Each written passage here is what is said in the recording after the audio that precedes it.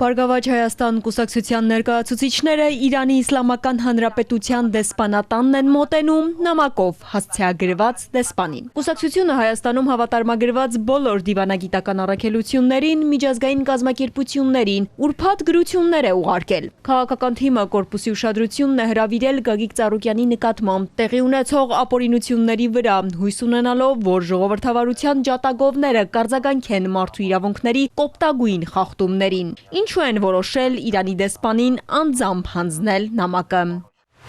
21 օր կալանավորված Գագիկ Ծառուկյանի քրեական գործը հարուցվել է Իրանի երկու քաղաքացու հայցով։ Դեսպան Շիրղոլամիին հասցեագրված նամակում նկարագրված է գործի ամբողջ էությունը։ Ցանկություն կա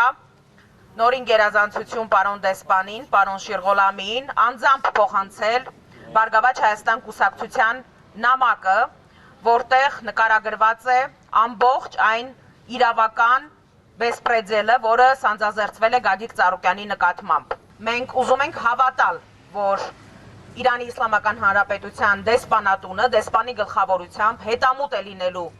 այս գործընթացի բացահայտմանը,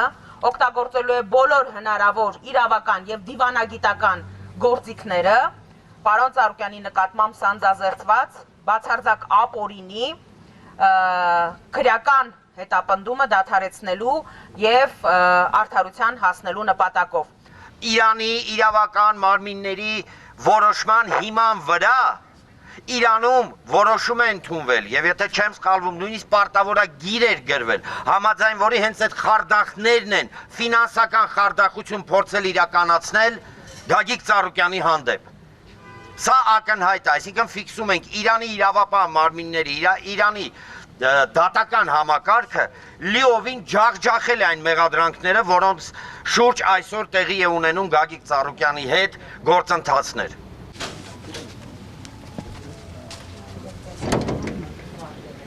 Կուսակցության ներկայացուցիչներին ընդունած բարձրաստիճան պաշտոնյան հավաստիացրել է, որ հետևելու են գործընթացին եւ հարցը լինելու է Իրանի Իսլամական Հանրապետության դեսպանատան ուշադրության կենտրոնում։